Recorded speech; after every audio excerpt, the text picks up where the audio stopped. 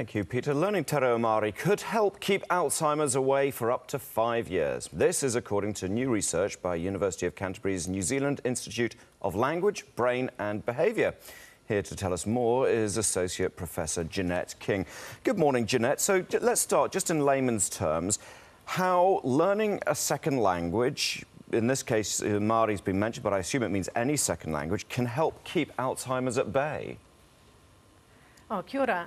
Roran, yes. Well, we used to think that being bilingual, you stored the languages in different parts of your brain. So if you're speaking one language, yes, that you didn't have the interference from the other language. But we now know that that's not the case. So when you're bilingual or multilingual, and yes, it doesn't just mean te reo Māori, but any languages, you actually have to actively suppress the other languages in your brain while you're speaking. Of course, you're not necessarily totally aware of this. This happens a bit more unconsciously. But what that happens is it leads to structural changes in the brain. And I guess a good example that you might be aware of is the London taxi driver example. You know that they have to learn all that, what they call the knowledge, so they can safely navigate around all the London streets, and that there's been research to show that they have an enlarged hippocampus because that's associated with geographical and spatial things. So the same with being bilingual, you work out a particular area of your brain which is called nicely the executive control function of your brain, and that builds up and strengthens. And so we know that when people present later in life with signs of Alzheimer's or other actual cognitive disorders, that in fact, yes, that people who are bilingual or multilingual have a delayed onset of diagnosis. Now, I should say that this is particularly for people who have learnt languages younger and who not only know another language but actively speak more than one language. Yeah, I was going to say, sorry, Jeanette, I was going to say, if we're 30 or 40 years old, is it too late for us to start trying to develop this sort of cognitive part of our brain? I think any time's a good time, isn't it? We're all aware of, cognitive decline as we age, and we want to prevent that as much as possible.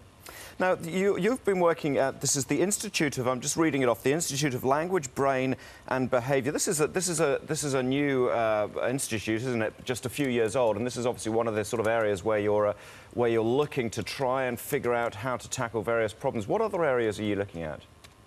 Yes, we've got 30 staff from all around the University of Canterbury as part of this institute. As you said, it's a new institute, and what we're really looking for is an interdisciplinary approach. We really want to look at these problems from a range of different angles, and that's what's so good about getting everybody together. So we're not just working separately on these things. So we've got faculty from 11 different parts of the university, but mostly they're linguists, psychologists and speech and language therapists. And we're looking at language across the lifespan, from acquisition of languages, we're looking at how children normally acquire language and also what problems can occur. So that will help us go back and be able to bring in therapies that intervene early and give a better outcome for our children. But we're also, yes, interested right through the lifespan to Alzheimer's and Parkinson's, normal ageing. My particular area is bilingualism, so that's where I'm interested in chatting about this. Yeah. Absolutely. So, Jeanette, how would you measure something like this, given the fact that this research is probably only a few years old? Yes, well, we're still learning an awful lot about the brain. I'm afraid it's the final frontier. We need to, and it is hard to find out what's going on in there. And bilingualism does help us to, to give a bit of a window into how language is configured in the brain and, how it all works. Tell me, is there a much lower level of Alzheimer's in somewhere like Western Europe, where bilingualism is probably a much more popular, much greater percentage of people will speak two languages?